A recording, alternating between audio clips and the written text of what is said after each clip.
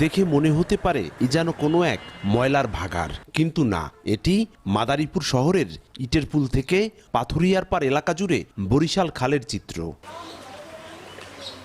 ব্যবসা বাণিজ্যের প্রয়োজনে শহর থেকে সরাসরি নৌপথে বরিশাল যাতায়াত করতে হতো স্থানীয়দের, এজন্য এটির নাম হয় বরিশাল খাল। কিন্তু ৮ কিলোমিটার দৈর্ঘ্য খালটি দখল আর দূষণে ভরাট হয়ে গেছে বেশিরভাগ অংশ।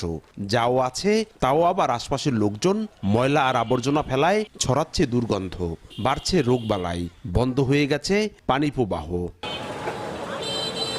পানি না থাকায় খালের ভেতর অনেকেই ধানের চারাও রোপণ করেছেন, কোথাও আবার বাদ দিয়ে বন্ধ করা হয়েছে পানি প্রবাহ।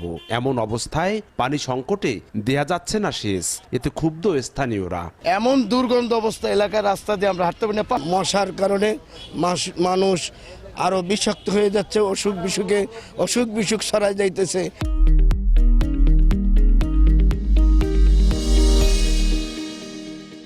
এই খালটাকে সংস্কার করলে কিংবা খালটাকে ভালো করলে আমাদের যাতায়াতে সুবিধা হয়। আশা করি যে এই খালটা যেন পরিষ্কার পরিচ্ছন্নতা থাকে এবং এই খাল দিয়ে আগের মতো সেই থইথই পানি আসে। খালটির মালিকানা জেলা পরিষদ হলেও এ ব্যাপারে কথা বলতে রাজি নন কর্মকর্তারা। আর পানি উন্নয়ন বোর্ডের নির্বাহী প্রকৌশলী জানান, জেলা পরিষদ থেকে খননের একটি চিঠি পেলেই নেওয়া হবে উদ্যোগ। খালটা মূলত আসলে জেলা পরিষদের খাল। যদি জেলা পরিষদ থেকে আমাদের কাছে ডিও লেটার দেয় যে এটাকে আপনারা খনন করে দেন, আমরা উদ্বোধন কর্তৃপক্ষের কাছে পাঠাবো, প্রশাসনিক অনুমোদন বরাদ্দ পাওয়া সাপেক্ষে আমরা খনন করে দেবো।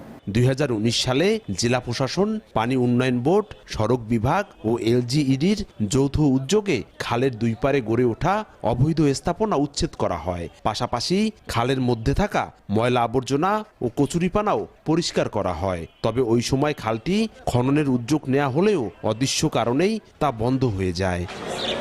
2 যুগ আগেও এই খাল দিয়ে চলাচল করত বড় বড় নৌযান। কালের বিবর্তনে সেটি আজ অস্তিত্ব সংকটে। শিগগিরই খালটি পুনরুদ্ধার করে প্রয়োজনীয় পদক্ষেপ নেওয়ার দাবি এলাকাবাসী ও পরিবেশবিদদের।